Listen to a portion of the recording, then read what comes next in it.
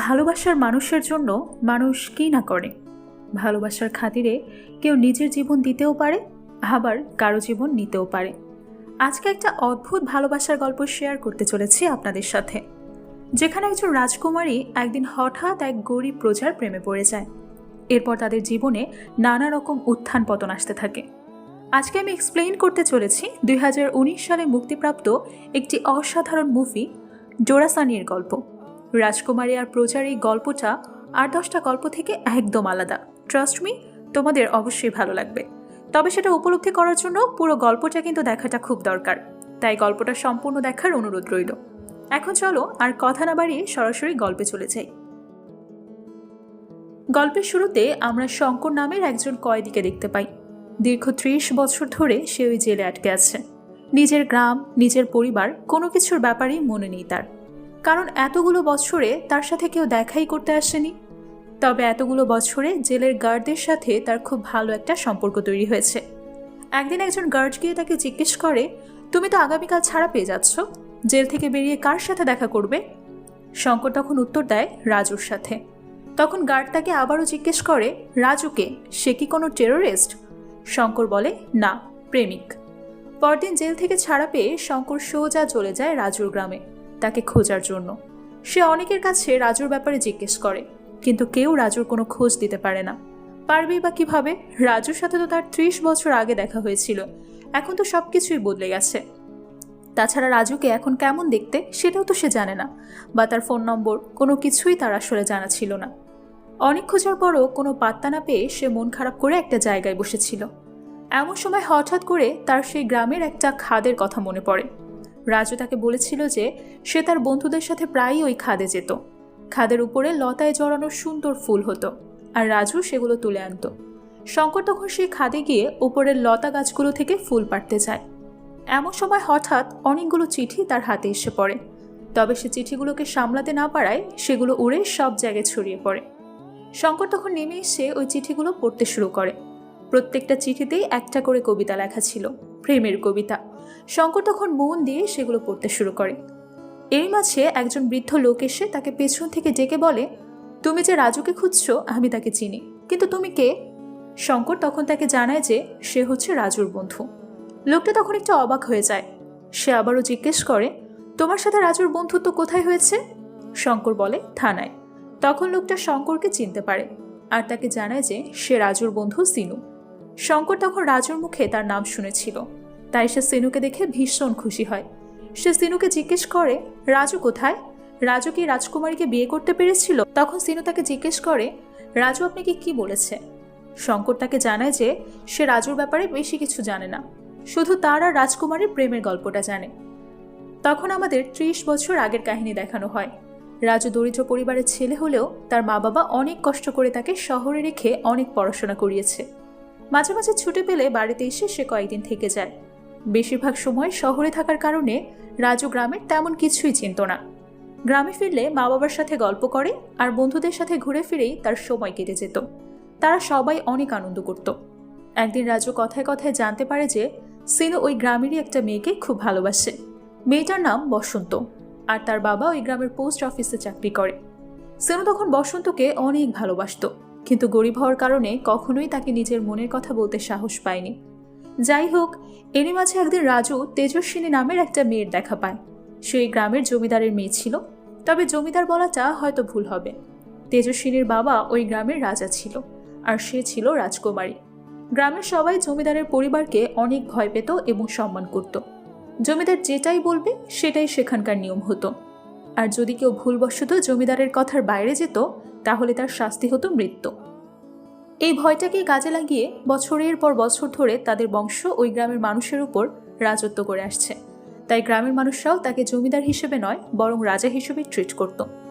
তবে রাজুর জমিদার পরিবার সম্পর্কে তেমন কোনো আইডিয়া ছিল না, এমনকি সে তেজস্বিনীকেও এর আগে কখনো দেখেনি। তাই সে প্রথমবার তাকে দেখে রাজু একেবারে ফিদা হয়ে যায়। পরদিন জমিদার বাড়িতে এক ভিক্ষুক ভিক্ষা করতে যায়। তার ডাক শুনে তেজস্বিনী জানালা দিয়ে বাইরে তাকালে হঠাৎ দেখতে পায় রাজু আসলে লুকিয়ে লুকিয়ে তাকে দেখার চেষ্টা করছে। বিষয়টা তার কাছে বেশ অদ্ভুত লাগে, কারণ এর আগে কেউ কখনো তার সাথে এমনটা করেনি। করবেই বা কিভাবে? রাজার মেয়ের দিকে চোখ তুলে তাকানো মানে নিজের মৃত্যুকে দাওয়াত দেওয়া। ঘটনাক্রমে জমিদার বাড়ির এক পাহারাদারও রাজুকে এভাবে উকি ঝুঁকি মারতে দেখে ফেলে। রাজু সেটা বুঝতে পেরে তাড়াহুড়ো করে তার বন্ধু সিনুকে দেখিয়ে বলে, আমি সিনুর সাথে দেখা করতে এসেছি। তখন পাহারাদার তাকে আর কিছুই বলে না। সৌভাগ্যবশত সিনু জমিদার বাড়িতেই কাজ করত, না হলে আজ রাজুকে বাঁচানো সম্ভব হতো না। কিন্তু সিনু রাজুকে হঠাৎ করে সেখানে দেখে ভীষণ ঘাবড়ে যায়। সে দ্রুত রাজুকে নিয়ে সেখান থেকে বের হয়ে আসে। সেদিন বিকেলে রাজু সিনুকে একটা কবিতা লিখে দেয়, আর সেটা বসন্তকে পড়ে শোনাতে বলে। রাজু অনেক ভালো কবিতা লিখত, তার কবিতা শুনে যে কোনো মেয়ে মুগ্ধ হতে বাধ্য। তাই বন্ধুরাও তখন সিনুকে উৎসাহ দিতে শুরু করে। সিনু মনোযোগ দিয়ে কবিতাটা পড়তে শুরু করে। এমন সময় হঠাৎ সে দেখতে পায় জমিদার বাড়িতে কাজ করা একটা লোক সেই রাস্তায় দাঁড়িয়ে আছে। তাকে দেখেই সিনু ভয়ে চিঠিটা ছিঁড়ে ফেলে দেয়, আর রাজুকে বলে, ওই লোকটা যদি জমিদারকে গিয়ে ব্যাপারটা জানিয়ে দেয় তাহলে জমিদার আমাদের আস্ত রাখবে না। এই গ্রামে ভালোবাসা নিষেধ। কিন্তু রাজু তার কথা মানতে চায় না। সে আবারও একটা চিঠি লিখে সিনুকে নিয়ে যায় বসন্তের বাড়িতে। বসন্ত তখন বাইরে বসে তার বোনের চুল বেঁধে দিচ্ছিল। সিনু তাকে কবিতা লেখা চিঠিটা দিতেই যাবে, এমন সময় সেখানে বসন্তের বাবা চলে আসে। সেটা দেখে সিনু বেশ ঘাবড়ে যায়। তখন রাজু খেয়াল করে যে বসন্তদের বাড়িতে একটা ল্যান্ড ফোন আছে। এটা যেহেতু অনেক বছর আগের ঘটনা, তো সেই সময় ফোনের এত চলন ছিল না। গ্রামে তো ফোনের খোঁজই পাওয়া যেত না। তো ফোনটা দেখে রাজুর মাথায় একটা আইডিয়া চলে আসে। সে সিনুকে বলে, আমি গিয়ে কোনো একটা নম্বরে ফোন করে তোমাকে ধরিয়ে দেব, আর তুমি ফোনে কথা বলার বাহানায় বসন্তকে কবিতাটা পড়ে শোনাবে। সেই প্ল্যান অনুসারে তারা বসন্তদের বাড়িতে ছোকে, আর রাজু গিয়ে ফোনের রিডায়ালে থাকা নম্বরটায় ফোন করে। সে ভেবেছিল বাইরের কোনো অজানা মানুষ হয়তো ফোনটা রিসিভ করবে, আবার নাও করতে পারে। কিন্তু ঘটনাক্রমে ফোনটা রিসিভ করে তেজস্বিনী। ওই গ্রামে শুধুমাত্র দুই বাড়িতেই ফোন ছিল, একটা হলো জমিদার বাড়ি, আরেকটা হচ্ছে বসন্তদের বাড়ি। তাই জমিদার বাড়ির লোকেরাও প্রয়োজন পড়লে বসন্তদের বাড়িতে ফোন করত, যে কারণে রিডায়ালে নম্বরটা থেকে গেছে। তেজস্বিনীর গলা শুনে রাজু এটাই ভুলে যায় যে সে এখানে সিনুর জন্য এসেছে। সে নিজেই তেজস্বিনীকে কবিতা শোনাতে শুরু করে। তার এমন অদ্ভুত কাণ্ড দেখে তার বন্ধুরা অবাক হয়ে যায়। তবে মজার বিষয় হলো তেজস্বিনী চুপচাপ কবিতাটা শুনে যায়, কিছুই বলে না। রাজুর কবিতা শেষ হলে সে ফোন রেখে বাড়ি থেকে বের হয়ে আসে, আর তার বন্ধুরা অবাক হয়ে তার দিকে তাকিয়ে থাকে। সেই রাতে রাজু জমিদার বাড়ির দেওয়াল টপকে ভেতরে গিয়ে তেজস্বিনীর রুমের দিকে তাকিয়ে থাকে। এমন সময় তেজস্বিনী জানালায় এসে রাজুকে দেখে একটু ঘাবড়ে যায়, কিন্তু কেন যেন সে জানলাটা বন্ধ করতে গিয়েও করে না। আড়াল থেকে ভয়ে ভয়ে উকি দিতে থাকে। তার এমন লুকোচুরি দেখে রাজু তার মনে একটা অন্যরকম শান্তি অনুভব করে। এরপর সে তেজস্বিনীকে ইশারা করে বোঝায় যে বিকালে সেই ফোনটা করেছিল। এমন সময় সেখানে একটা লোক চলে আসলে তেজস্বিনী জানলাটা বন্ধ করে দেয়, আর রাজু তখন বাড়িতে ফিরে যায়। পরদিন রাজুর বাবা মা এটা নিয়ে আলোচনা করছিল যে তারা রাজুর পড়ার খরচ কিভাবে জোগাড় করবে। তাদের যা কিছু ছিল সবই তো ইতিমধ্যে খরচ হয়ে গেছে। এমন সময় গ্রামের একটা লোক এসে তাদের জানায় যে তাদেরকে জমিদার বাড়িতে ডেকে পাঠানো হয়েছে। আসলে জমিতে ভালো ফসল না হওয়ার কারণে তারা এবার জমিদারকে কর দিতে পারেনি। সেটা নিয়ে তো জমিদার খুব ক্ষেপেছিল।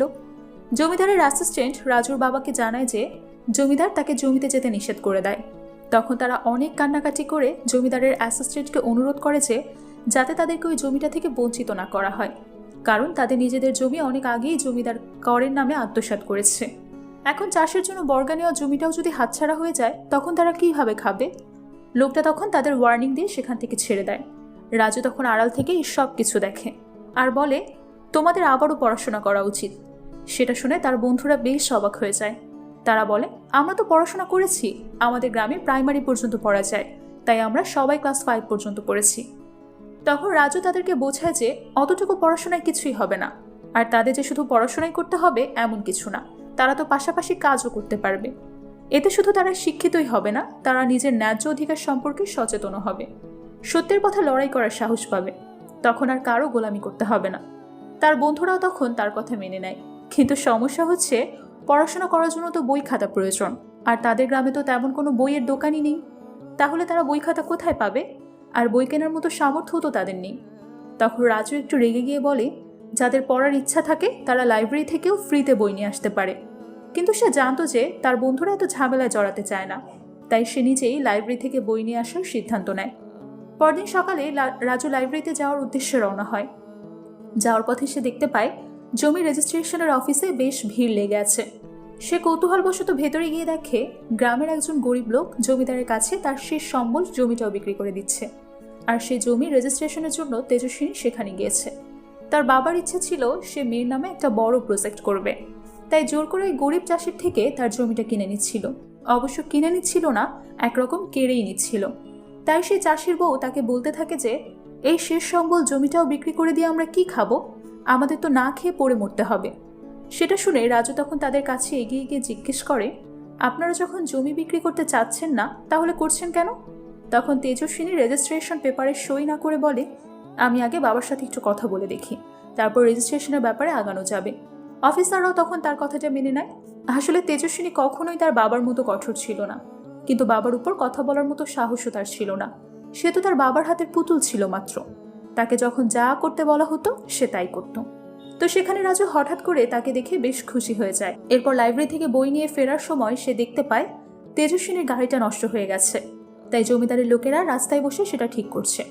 তেজস্বিনী তখন গাড়ির ভেতরেই ছিল, সেটা সে বুঝতে পেরে রাজু খুব খুশি হয়। এদিকে তেজস্বিনীও লুকিং গ্লাসে রাজুকে দেখতে পাচ্ছিল। তার চোখ মুখের ভাব দেখেও বোঝা যাচ্ছিল যে সেও রাজুকে পছন্দ করতে শুরু করেছে। একটা পর্যায়ে সে গাড়ি থেকে বেরিয়ে পাশের ক্ষেতের দিকে হাঁটতে শুরু করে, আর রাজু মুগ্ধ হয়ে তার দিকে তাকিয়ে থাকে। তেজস্বিনীও মাঝে মাঝে আর চোখে তার দিকে তাকাচ্ছিল। সেটা দেখে রাজুও বুঝে যায় যে তেজস্বিনীর মনেও তার জন্য একটা ফিলিংস কাজ করছে। এমন সময় হঠাৎ খুব জোরে বৃষ্টি নামে, তাই জমিদারের লোকেরা একটা ছাতা নিয়ে গিয়ে তেজস্বিনীকে এগিয়ে নিয়ে বাড়িতে চলে যায়। তখন রাজু বৃষ্টিতে ভিজে বইগুলোকে প্রোটেক্ট করার চেষ্টা করে। এরই মাঝে তেজস্বিনীর গাড়িটা ঠিক হয়ে গেলে তারা সেখান থেকে চলে যেতে শুরু করে। এদিকে রাজু বুঝে উঠতে পারছিল না যে সে কি করবে। তেজস্বিনীকে ফলো করা তার পক্ষে সম্ভব হচ্ছিল না। সে কোনো মতে বইগুলোকে বৃষ্টির পানির হাত থেকে বাঁচানোর চেষ্টা করছিল। রাজুর এই অবস্থা দেখে তেজস্বিনী টেনশনে পড়ে যায়। সে ভাবতে থাকে কিভাবে রাজুকে সাহায্য করা যায়। এমন সময় তার নিজের ছাতাটার দিকে চোখ পড়ে। তখন সে ছাতাটা জানলা দিয়ে বাইরে ফেলে দেয়। সেটা দেখে রাজু ভীষণ খুশি হয় আর দৌড়ে গিয়ে ছাতাটা এনে বইগুলোকে বাঁচায়। পরদিন হঠাৎই সেই রেজিস্ট্রেশন অফিসারের গাড়িটা কেউ একজন বোমা মেরে উড়িয়ে দেয়। সেখানে একটা লাল রঙের পতাকা উঠতে দেখা যায়। সেটা দেখে বোঝা যায় যে কাজটা কমরেড অর্থাৎ নকশালবাদীদের। ওই গ্রামে আগে থেকেই নকশালবাদীদের আড্ডা ছিল। তারা জমিদারের অত্যাচারের বিরুদ্ধে লড়াই করত।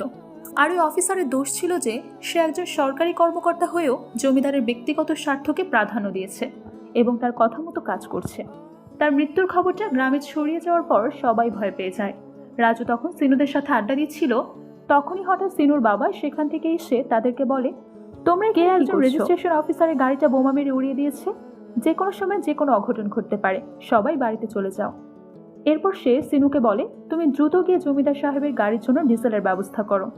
সিনু তখন অবাক হয়ে জিজ্ঞেস করে, এখন হঠাৎ ডিজেলের প্রয়োজন কেন পড়লো? তখন তার বাবা তাকে জানায় যে নকশালবাদীদের অ্যাটাকে জমিদার একটু ভয় পেয়ে গেছে, তাই সে তেজস্বিনীকে হায়দ্রাবাদে তার ছেলে প্রতাপের কাছে পাঠিয়ে দেওয়ার সিদ্ধান্ত নিয়েছে। কথাটা শুনে রাজুর মন ভীষণ খারাপ হয়ে যায়। এদিকে সিনু দৌড়ে চলে যায় ডিজেলের ব্যবস্থা করার জন্য। সেই রাতে রাজু গিয়ে সিনুকে জানায় যে সে রাজকুমারকে ভালোবাসতে শুরু করেছে। শুনে সিনুর মাথায় যেন বাজ ভেঙে পড়ে। সে রাগের মাথায় বলে ওঠে, আরে পাগল, তোমার মাথা ঠিক আছে তো? জমিদার জানতে পারলে তোমাকে একদম জানে মেরে ফেলবে। কিন্তু রাজু তাকে বোঝানোর চেষ্টা করে যে রাজকুমারীও আসলে তাকে ভালোবাসে, না হলে কি সে নিজের ছাতাটা তাকে দিত? কিন্তু সিনু তার কথা মানতে চায় না। তবুও রাজু তাকে জোর করে জমিদার বাড়িতে ধরে নিয়ে যায়। এরপর সিনু বাহিরে দাঁড়িয়ে পাহারা দিতে থাকে, আর রাজু গিয়ে বাড়ির দেওয়ালে কবিতা লিখে রেখে আসে। তেজস্বিনী জানলার আড়াল থেকে সেটা দেখতে পায়, কিন্তু রাজুর সামনে আসে না। পরদিন তেজস্বিনীকে নিয়ে জমিদারের লোকেরা হায়দ্রাবাদের উদ্দেশ্যে রওনা হয়। তার চেহারা দেখে বোঝা যাচ্ছিল যে সে আসলে এই গ্রামটা ছেড়ে কোথাও যেতে চায় না। কিন্তু কি আর করার, বাবার আদেশ তো তাকে মানতেই হবে।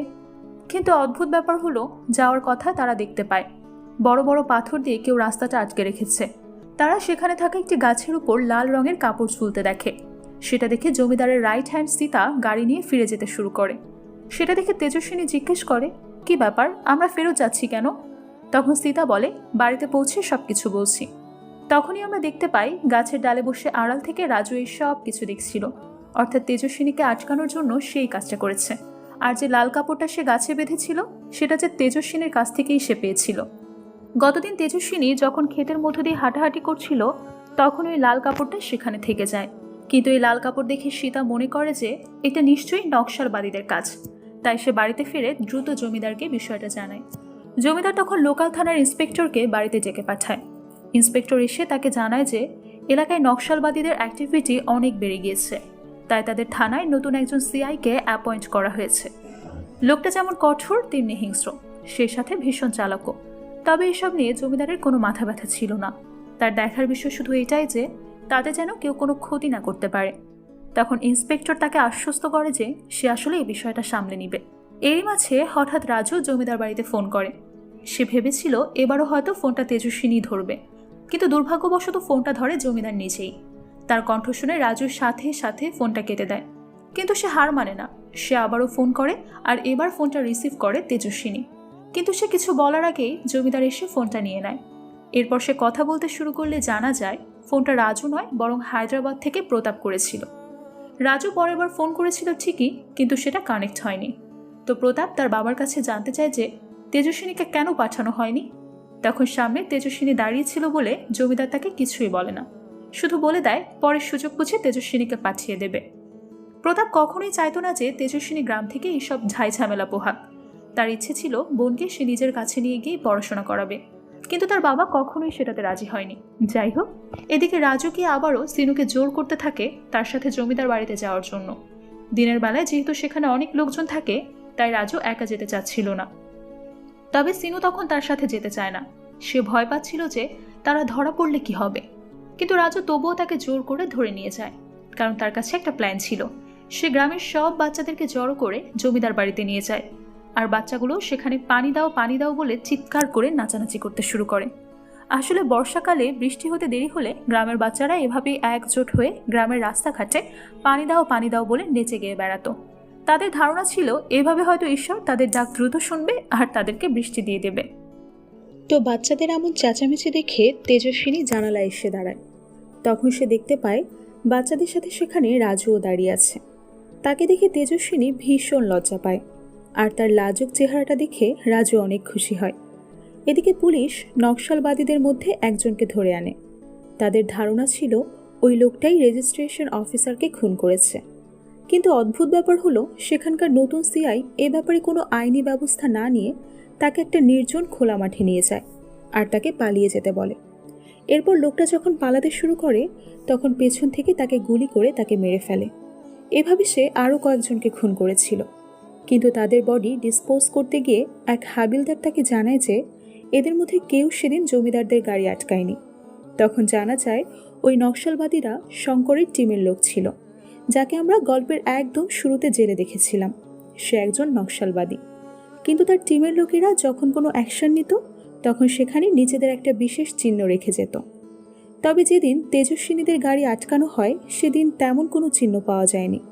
তখন পুলিশ ধরে নেয় যে গ্রামে হয়তো আরও কোনো নকশালবাদী টিম অ্যাক্টিভ হয়েছে। আরেকদিকে আমরা শঙ্করকে দেখতে পাই। তার টিমের এতগুলো লোক মারা যাওয়াতে টিমের বাকিরা ভীষণ ভেঙে পড়েছিল। তখন শঙ্কর গিয়ে তাদেরকে সাহস দিয়ে বলে যে আন্দোলনের পথে শহীদ হওয়াটা ভাগ্যের ব্যাপার, কিন্তু আমরা আমাদের সাথীদের মৃত্যু বিফলে যেতে দেব না। অত্যাচারী জমিদারদের হাত থেকে দেশকে মুক্ত করে ছাড়ব। পরদিন জমিদার খবরের কাগজে একটা কবিতা লেখা দেখে মনে করে সেটা নিশ্চয়ই তেজস্বিনীর লেখা, কারণ তেজস্বিনীও অনেক ভালো কবিতা লিখত, আর প্রায় নিউজ পেপারের অফিসে সেটা পাঠাতো ছাপানোর জন্য। তাই তার বাবা সেদিন খুশি হয়ে তাকে একটি কবিতার বইটা দেখায়। কিন্তু সে যখন কবিতাটা পড়তে শুরু করে তখন বুঝতে পারে যে এটা তার লেখা নয়, বরং রাজুর লেখা কবিতা। তবে সে কবিতাটা পড়ে এত খুশি হয় যে নিজের কবিতা পড়লেও হয়তো এত ভালো তার লাগতো না। সে রাতে তেজস্বিনী বাবার সাথে বসে ডিনার করছিল। এমন সময় হঠাৎ খুব জোরে বৃষ্টি নামে। সে তখন খাবার ফেলে রেখে তার রুমের দিকে যেতে শুরু করে। সেটা দেখে তার বাবা জিজ্ঞেস করে, কি ব্যাপার, না খেয়ে উঠে যাচ্ছ যে? তখন তেজস্বিনী বলে, আমার একটা জরুরি কাজের কথা মনে পড়ে গেছে। সে দৌড়ে রুমে গিয়ে তার জানালাটা খুললে দেখতে পায় রাজু এই বৃষ্টির ভেতরেও তার জন্য অপেক্ষা করছে। প্রতি রাতে দূর থেকে রাজুকে দেখাটা তার অভ্যাসে পরিণত হয়েছিল, আর সে ভালো করেই জানতো যে রাজুও তাকে না দেখে থাকতে পারবে না। তাই সে খাবার ফেলে আগে রাজুর সাথে দেখা করতে আসে। রাজুকে এক ঝলক দেখা দিয়ে সে ভেতরে এসে খাটের উপর বসে পড়ে। এমন সময় সেখানে জমিদার চলে আসে। সে তেজস্বিনীকে জিজ্ঞেস করে, কি হয়েছে, তোমার শরীর খারাপ নয় তো? তখন তেজস্বিনী তাকে বলে যে তার একটু মাথা ব্যথা করছে। তাই জমিদার তাকে ঘুম পাড়িয়ে দিতে বলে জানলার দিকে এগিয়ে যায়। সেটা দেখে ভয়ে তেজস্বিনীর গলা শুকিয়ে যায়। তবে সৌভাগ্যবশত জমিদার জানালার বাইরে না দেখেই পর্দা টেনে দিয়ে রুম থেকে বেরিয়ে যায়। বাবা চলে যাওয়ার পর তেজস্বিনী আবারও জানালায় গিয়ে দাঁড়ায় সে দেখে রাজু তখনও সেখানেই দাঁড়িয়ে আছে। তাই সে তৎক্ষণাৎ ছাদে চলে যায় রাজুর সাথে বৃষ্টিতে ভেজার জন্য। সেটা দেখে রাজু আনন্দে আত্মহারা হয়ে যায়। এমন সময় সেখানে শঙ্কররা চলে আসে। তারা জমিদারকে শাসাতে এসেছিল। সেখানে রাজুকে এভাবে ভিজতে দেখে শঙ্কর একজনকে জিজ্ঞেস করে, এই ছেলেটাকে? তখন লোকটা জানায় রাজু ওই গ্রামেরই এক দরিদ্র পরিবারের ছেলে। তখন যেহেতু অনেক বৃষ্টি হচ্ছিল, তাই শঙ্কররা জমিদারের সাথে দেখা না করে ফিরে যায়। পরদিন জমিদার আরও এক অসহায় চাষির জমি কেড়ে নেওয়ার চেষ্টা করছিল। ছোট ছোট দুটো বাচ্চা আছে তার। জমি হাতছাড়া হয়ে গেলে সে কিভাবে সংসার চালাবে? তাই সে এবার আর মুখ বন্ধ করে থাকে না। সে সিদ্ধান্ত নেয় সে নিজের অধিকারের জন্য লড়াই করবে। সে জমিদার বাড়ির দিকে রওনা হয়। তখন তার ওয়াইফ তাকে বাধা দেওয়ার চেষ্টা করে। তাকে বোঝানোর চেষ্টা করে যে জমিদারের বিরুদ্ধে গেলে তাদের সবাইকে মরতে হবে, কিন্তু চাষি তার কথায় পাত্তা দেয় না। সে জমিদারের কাছে গিয়ে বেশ কড়া গলায় বলে, আমার জমির উপর আমার অধিকার, ওই জমিটুকু ছাড়া আমার কাছে আর কিছুই নেই, তাই আমি আমার জমি ফেরত চাই। সেটা শুনে জমিদারের অ্যাসিস্ট্যান্ট খুব রেগে যায়। তখন জমিদার তাকে শান্ত করে বলে, ওর উপর রাগারাগি কেন করছো? নিশ্চয়ই বেচারা সংসার চালাতে পারছে না। আমার কাছে সাহায্য চাইবে না তো কার কাছে চাইবে? এরপর সে চাষিকে উদ্দেশ্য করে বলে, ঠিক আছে, তুমি গিয়ে ধান বপন করো, ওই জমি তোমারই থাকবে। চাষি তখন খুশি মনে সেখান থেকে চলে যায়। কিন্তু সেই রাতে জমিদারের লোকেরা তাকে নির্মমভাবে খুন করে। বিষয়টা জানাজানি হওয়ার পর সবাই বুঝতে পারে কাজটা জমিদারের, কিন্তু কারোরই সাহস ছিল না এর বিরুদ্ধে প্রতিবাদ করার। এদিকে রাজু আর তেজস্বিনীর ভালোবাসা ধীরে ধীরে গভীর হতে থাকে। একদিন তেজস্বিনী তার দাসীকে জমিদারের কাছে পারমিশন চাইতে পাঠায় যে সে একটু বাইরে বাগানে ঘুরতে যেতে চায়। কিন্তু তার বাবা এতে রাজি হয় না, কারণ সেদিন গ্রামে একটা পূজা ছিল, তাই গ্রামের সব মহিলারা সেদিন বাহিরেই থাকবে। তেজস্বিনীকে তারা দেখবে, তার সাথে কথা বলার চেষ্টা করবে, সেটা তার বাবা কখনোই মানতে পারত না। সেটা শুনে তেজস্বিনীর মনটা খুব খারাপ হয়ে যায়, কারণ সে আসলে বাইরে ঘুরতে যেতে চেয়েছিল রাজুর সাথে দেখা করার জন্য। সে রাতে যখন রাজু তার সাথে দেখা করতে আসে, তখন ভয়ে ভয়ে বাইরে বেরিয়ে আসে, কারণ সেও রাজুর সাথেই দেখা করতে যাচ্ছিল। তাকে এভাবে সামনাসামনি দেখে রাজু তো নিজের চোখকেই বিশ্বাস করতে পারছিল না। এরই মাঝে হঠাৎ একজন পাহারাদার সেখানে চলে আসে। তবে সৌভাগ্যবশত লোকটা তাদেরকে দেখার আগেই তারা লুকিয়ে পড়ে। এরপর রাজু তাদের নদীর পাড়ে নিয়ে যায়। তারা অনেক গল্প করে, অনেক আনন্দ করে। সেখানে কথায় কথায় রাজু তেজস্বিনীকে জিজ্ঞেস করে, তোমার সব থেকে কি ভালো লাগে? তেজস্বিনী উত্তর দেয়, তুমি রোজ আমার সাথে দেখা করতে আসো, আমার জন্য অপেক্ষা করো, এটাই আমার সবচেয়ে ভালো লাগে। এরপর যখন তেজস্বিনী তাকে একই প্রশ্ন করে, তখন রাজু বলে, তোমার জানালায় এসে দাঁড়ানো আর আমার দিকে তাকিয়ে থাকাটা আমার অনেক ভালো লাগে। এমন সময় তাদের চোখ পড়ে নদীর পানির দিকে। পূজা উপলক্ষে গ্রামের মহিলারা নদীর পানিতে প্রদীপ ভাসিয়েছিল। রাতের অন্ধকারে সেটা দেখতে খুব সুন্দর লাগছিল, তাই তারা দুজন পানিতে নেমে সেই প্রদীপগুলো নিয়ে খেলা করতে শুরু করে। তেজস্বিনীকে এভাবে কাছে পেয়ে রাজুর মনে অদ্ভুত একটা অনুভূতি কাজ করে। সে নিজেকে সামলাতে না পেরে তাকে হঠাৎ কিস করে বসে। তেজস্বিনী তখন একেবারে হতভম্ব হয়ে যায়। সে কিছু বুঝে উঠতে না পেরে পানিতে ডুব দেয়, তবে রাজু তাকে উঠিয়ে নিয়ে আসে। তখন তেজস্বিনী তাকে আস্তে করে একটা চড় মারে, তবে রাজু বুঝে গিয়েছিল এটা তার রাগের চড় নয়, সে নিজের অনুভূতিটাকে কন্ট্রোল করার জন্য এমন করছে। তাই রাজু আবারও তেজস্বিনীর দিকে এগিয়ে যায়, আর তখনই হঠাৎ সীতা তাদেরকে দেখে ফেলে। তাকে দেখে তেজস্বিনী খুব ভয় পেয়ে যায়। তার বাবা যদি বিষয়টা জানতে পারে তাহলে হয়তো তাদের দুজনকেই মেরে ফেলবে। তেজস্বিনী তৎক্ষণাৎ বাড়িতে ফিরে আসে, তবে তার বাবা তখনও কিছুই জানতে পারেনি। পরদিনও সে এটা নিয়ে চিন্তা করছিল যে সীতা তার বাবাকে সব বলে দিয়েছে কিনা। এমন সময় নিচে একটা অপরিচিত কণ্ঠ শুনে সে দাসীকে জিজ্ঞেস করে, নিচে কে এসেছে? দাসী জানায়, পুলিশ। সেটা শুনে তেজস্বিনী একটু ঘাবড়ে যায়। সে দৌড়ে গিয়ে আড়াল থেকে পুলিশ আর তার বাবার কথা শুনতে থাকে। ইন্সপেক্টর তার বাবাকে বলছিল, আপনি একদম চিন্তা করবেন না, আমি দেখছি। সেটা শুনে তেজস্বিনী টেনশনে পড়ে যায় যে তারা আবার রাজুর ব্যাপারে কথা বলছিল না তো। ইন্সপেক্টরের সাথে কথা শেষে জমিদার কোনো একটা কাজে বাহিরে বের হচ্ছিল।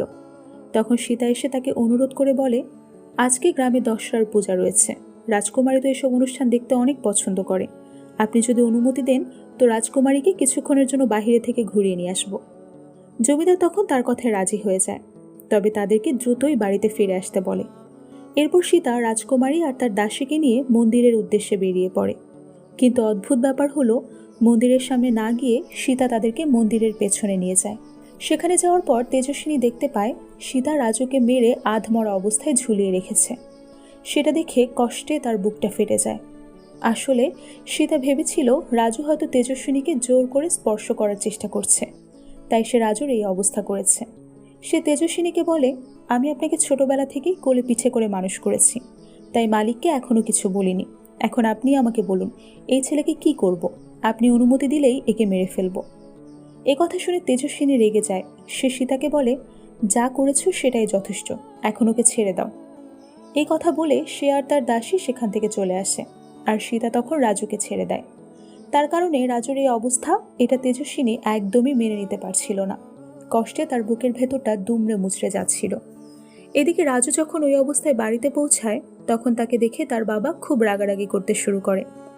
রাজু তাদেরকে জানায় যে সে পড়ে গিয়ে আঘাত পেয়েছে, কিন্তু তার বাবা সেটা মানতে নারাজ, কারণ তাকে দেখে স্পষ্ট বোঝাই যাচ্ছিল যে কেউ তাকে মারধর করেছে। সে রাজুকে সেই দিনই শহরে পাঠিয়ে দিতে চাচ্ছিল, কিন্তু রাজুর মা রাজি হয় না। এসব নিয়ে রাজুর বাবা মায়ের মধ্যে ঝগড়া লেগে যায়, কিন্তু রাজুর সেদিকে কোনো খেয়াল ছিল না। সে শুধু এটাই ভেবে যাচ্ছিল যে তেজস্বিনী এখন কী অবস্থায় আছে। পরদিন শঙ্কর আর তার টিম গ্রামে আসে। তারা গ্রামবাসীকে উৎসাহ দেওয়ার চেষ্টা করে যে তাদের এখন নিজেদের অধিকারের জন্য লড়াই করা উচিত, আর এই কাজে শঙ্কর তাদেরকে সাপোর্ট করবে। গ্রামের লোকেরা তার কথা মেনে নেয় ঠিকই, কিন্তু সত্যি বলতে তারা কখনোই জমিদারের বিরুদ্ধে যেতে পারবে না। রাজুও সেখানে উপস্থিত ছিল। সে শঙ্করের কথাগুলো মন দিয়ে শুনছিল। এরপর তারা চলে গেলে রাজু এসে সিনুর কাছে গিয়ে অনুরোধ করে যে জমিদার বাড়িতে গিয়ে তেজস্বিনীর খোঁজ নিয়ে আসতে, কারণ গতরাতে যা হয়েছে তারপর রাজুর আপাতত ওই বাড়িতে যেতে চাচ্ছিল না। কিন্তু সিনু এবারও তার কথায় রাজি হয় না। এরপর যখন রাজু তাকে জোর দিতে থাকে, তখন সে রাগের মাথায় বলে ওঠে, তোমার সাথে থাকলে কবে আমি নিজেই ফেঁসে যাব। কথা বলে সিনু সেখান থেকে চলে যায়। এদিকে তেজস্বিনীর দাসী এসে তাকে বোঝায় যে রাজুর সাথে তার সম্পর্কটা তার বাবা কখনোই মেনে নেবে না। সে বলে, আমি হয়তো আপনার দাসী হতে পারি, কিন্তু আমিও আপনার মতোই একটা মেয়ে, তাই আমি জানি এই সমাজে মেয়েদের কতটুকু গুরুত্ব দেওয়া হয়। আমাদের সমাজে মেয়েরা শুধুমাত্র পুরুষের গোলামি করার জন্য জন্ম নেয়, হোক সে দাসী কিংবা রাজকুমারী। নিজের ইচ্ছা আকাঙ্ক্ষার মূল্য মেয়েরা কখনোই পায় না। তাই আপনাদের এই সম্পর্কের কোনো ভালো ভবিষ্যৎ নেই। জমিদার যে ভালোবাসার বিপক্ষে, ব্যাপারটা এমন না। রাজু গরিব ঘরের ছেলে, এই কারণেই জমিদার তাকে জামাই হিসেবে কখনোই স্বীকার করবে না, কারণ তার কাছে তার বংশমর্যাদা থেকে জরুরি আর কিছুই না। কথাটা শুনে তেজস্বীর মন ভেঙে যায়। সে বুঝতে পারছিল যে দাসের কথাগুলো আসলেই সত্যি। সে তো আজ পর্যন্ত কখনো বাবার ইচ্ছার বাইরে একটা খাবারও খেতে পারেনি। সেখানে কোনো মানুষকে আপন করে পাওয়ার কথা ভাবাটাই তো বিলাসিতা। আরেকদিকে রাজু বুঝে উঠতে পারছিল না যে সে তেজস্বিনীর খোঁজ কিভাবে নেবে। তাই রাজু তার জন্য চিঠি লিখে বসন্তের মাধ্যমে পোস্ট বক্সে পোস্ট করিয়ে দেয়, যাতে সেটা সোজা তেজস্বিনীর হাতে গিয়ে পৌঁছায়। রাজু চিঠিগুলো দিয়ে চলে যাওয়া মাত্রই তেজস্বিনী বসন্তদের নাম্বারে ফোন করে। সে ভেবেছিল ফোন করলেই হয়তো রাজুকে পাওয়া যাবে, কিন্তু ফোনটা রিসিভ করে বসন্ত। সে তেজস্বিনীকে জানায় যে রাজু তার জন্য চিঠি পাঠিয়েছে, সেটা কিছুক্ষণের মধ্যেই তার হাতে পৌঁছে যাবে। কিন্তু দুর্ভাগ্যবশত সেটা গিয়ে পড়ে সীতার হাতে। সীতা তো তখন বুঝেই গিয়েছিল এটা রাজুর লেখা চিঠি, তাই সে চিঠিটা ছিঁড়ে ফেলে। সেই রাতে আবারও অনেক জোরে বৃষ্টি নামে। রাজু তেজস্বিনীর কোনো খোঁজ না পেয়ে মন খারাপ করে দাঁড়িয়েছিল।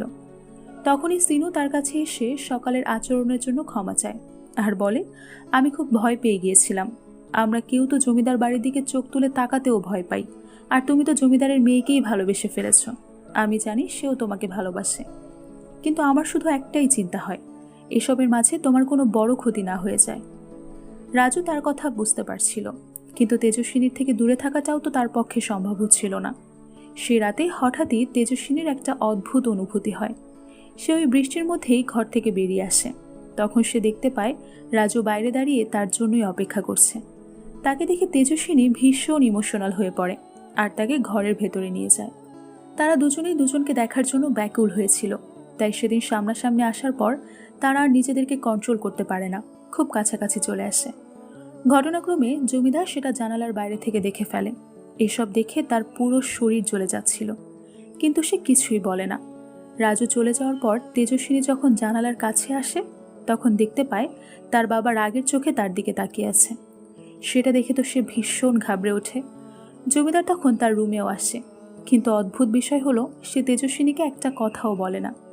তবে তেজস্বিনী খুব ভালো করেই জানতো যে তার বাবা এত সহজে ছেড়ে দেওয়ার মানুষ না, তাই সে ভয় কাঁদতে শুরু করে। পরদিন সে তার বাবাকে গিয়ে অনুরোধ করে বলে, আমি হায়দ্রাবাদে চলে যাব, কিন্তু তোমরা প্লিজ রাজুর কোনো ক্ষতি করো না। তার বাবা তখনও কোনো রিয়্যাক্ট করে না। এরপর তেজস্বিনী হায়দ্রাবাদের উদ্দেশ্যে রওনা হয়। এদিকে রাজুর বাবা মাকে পুলিশ ধরে নিয়ে যায়। রাজু সেটা জানতে পেরে খুব টেনশনে পড়ে যায়। তখন গ্রামের লোকেরা তাকে পরামর্শ দেয় যে তার জমিদারের কাছে গিয়ে বিষয়টা জানানো উচিত আর তাকে অনুরোধ করা উচিত, যাতে সে পুলিশের সাথে কথা বলে তার বাবা মাকে ছাড়িয়ে দেওয়ার ব্যবস্থা করে। রাজু আসলে বুঝে গিয়েছিল যে এই কাজটা জমিদারি করিয়েছে, কিন্তু তার কিছুই করার ছিল না। এরপর গ্রামের লোকেরা রাজুকে সঙ্গে নিয়ে জমিদার বাড়িতে যায় আর তাকে অনুরোধ করতে থাকে রাজুর বাবা মাকে ছাড়িয়ে দেওয়ার জন্য। রাজু তখন একটা কথাও বলে না, সে মাথা নিচু করে চুপচাপ দাঁড়িয়ে থাকে। তখন জমিদার তাকে জিজ্ঞেস করে, পুলিশ তোমার বাবা মাকে কেন ধরে নিয়ে গেল? তুমি কি সেটা জানো?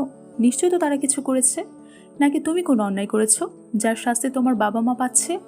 রাজু তখন তার ইশারা বুঝে যায়, কিন্তু কিছুই বলে না।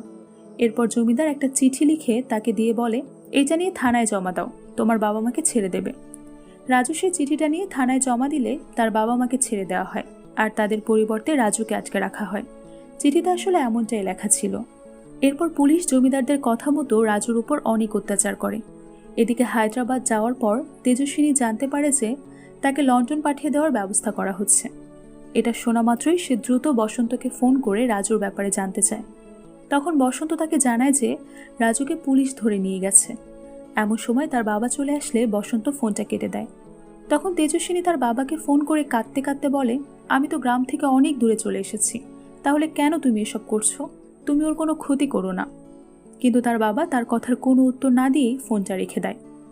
এরপর জমিদার গিয়ে রাজুর সাথে দেখা করে, কিন্তু থানায় নয়, থানার বাইরে একটা নির্জন জায়গায়। সে রাজুকে বলে, পুরো গ্রামের মানুষ জমিদার বাড়ির দিকে চোখ তুলে তাকায় না, আর তুমি রাজকুমারীর সাথে সম্পর্ক করার চেষ্টা করছো। তখন রাজু বলে, মালিক, আমি আপনার মেয়েকে রাজকুমারীর মতো করেই রাখবো।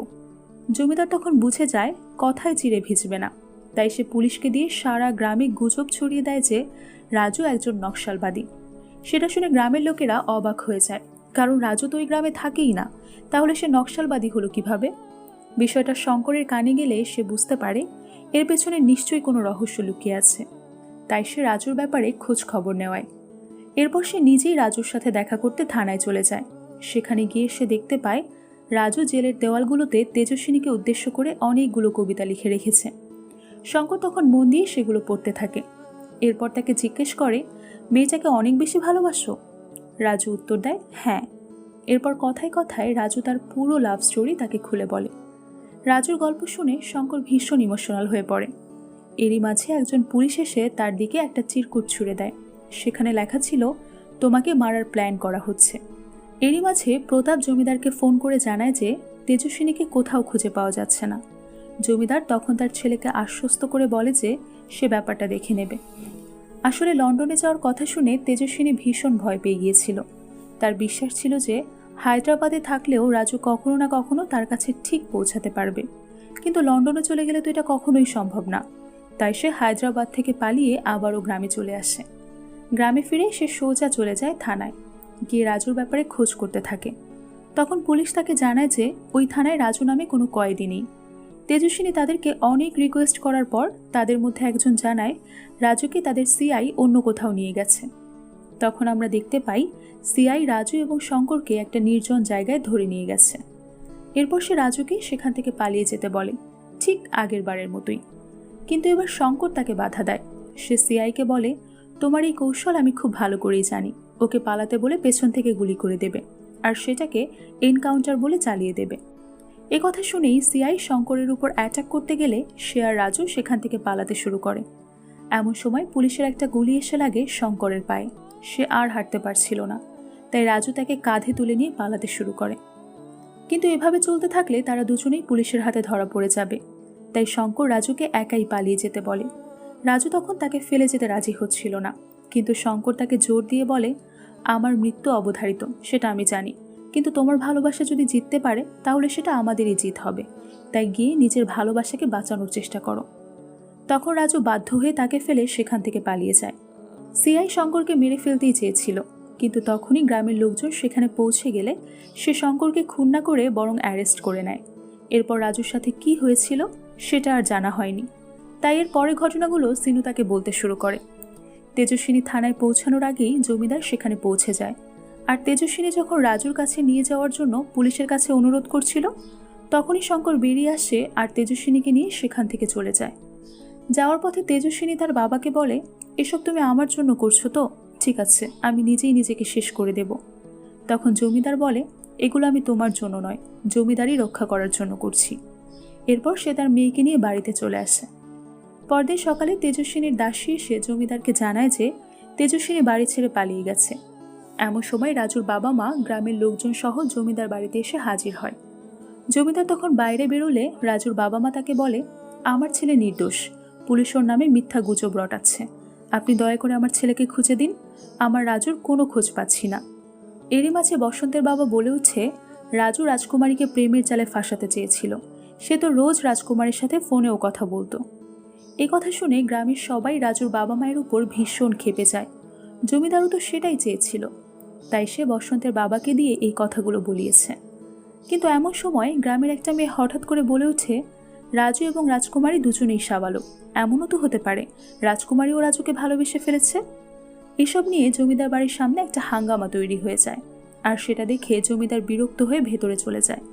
কিছুক্ষণ পর তার কাছে প্রতাপের ফোন আসে। প্রতাপ তাকে জানায় সে তেজস্বিনীর খোঁজ পেয়েছে। তখন তার বাবা তাকে কিছু একটা বলে ফোনটা কেটে দেয়, কিন্তু সে কি বলেছে সেটা জানার জন্য আমাদের একটু অপেক্ষা করতে হবে। তো বাবার সাথে কথা শেষে প্রতাপ তেজস্বিনীর দিকে তাকায়। তখন জানা যায় তেজস্বিনী আর রাজু গ্রাম থেকে পালিয়ে প্রতাপের কাছে গিয়ে উঠেছে, কারণ তার বিশ্বাস ছিল তার ভাই কখনোই তার বাবাকে কিছু বলবে না, বরং বুঝিয়ে শুনিয়ে তাদের বিয়েতে রাজি করাবে। প্রতাপও তখন এতে রাজি হয়ে যায়। সে বলে, বাবার সাথে কথা বলে মনে হচ্ছে সে ভীষণ রেগে আছে, তবে আমি তাকে সামলে নেব। এই কথা বলে সে রাজু আর তেজস্বিনীকে নিয়ে গ্রামের উদ্দেশ্যে রওনা হয়। রাজুর একটু ভয় লাগছিল, তবে প্রতাপের সুন্দর ব্যবহার আর আতিথেয়তা দেখে তার মনের সব ভয় দূর হয়ে যায়। তারা দুজন খুশি মনে প্রতাপের সাথে বাড়িতে দিকে যাচ্ছিল। এরই মাঝে প্রতাপ হঠাৎ গাড়িটা থামিয়ে বাইরে বেরিয়ে আসে আর রাজুদের দুজনকে নির্মমভাবে গুলি করে হত্যা করে। বাবার সম্মান বাঁচানোর খাতিরে সেদিন নিজের আদরের বোনটাকেও মেরে ফেলতে তার একটুও হাত কাঁপেনি, কারণ তার বাবাই তাকে কাজটা করতে বলেছিল। এরপর সে গাড়িটাতে পেট্রোল ছিটিয়ে আগুন ধরিয়ে দেয়, যাতে তাদের দুজনের মৃত্যুর কোনো প্রমাণ না পাওয়া যায়। এ কথা শুনে শঙ্কর হতবাক হয়ে যায়। রাজুর ভালোবাসার এমন করুণ পরিণতি হবে এটা সে কল্পনাও করতে পারেনি। তখন সিনু গিয়ে তাকে বোঝায় যে রাজু মারা গেলেও তার ভালোবাসা জিতে গেছে, কারণ মৃত্যুর আগ পর্যন্ত তাদেরকে কেউ আলাদা করতে পারেনি। আর সেই মুহূর্তেই এই সুন্দর অসাধারণ গল্পটা শেষ হয়ে যায়। আভিজাত্য আর অহংকার কতটা ভয়ঙ্কর, তাই না? মানুষ নিজের আভিজাত্য বজায় রাখার জন্য কখন যে নিজের মনুষ্যত্বটাও বর্জন করে ফেলে, পশুত্ব ধারণ করে, সেটা সে নিজেও বুঝতে পারে না। তো ভিউয়ার্স, কেমন লাগলো আমাদের আজকের গল্প সেটা অবশ্যই আমাদের কমেন্ট করে জানাবেন। আর এমন সব সুন্দর সুন্দর মুভির এক্সপ্লেনেশন দেখার জন্য আমাদের চ্যানেলের সাথেই থাকবেন। আজকের মতো বিদায় নিচ্ছি, ভালো থাকবেন।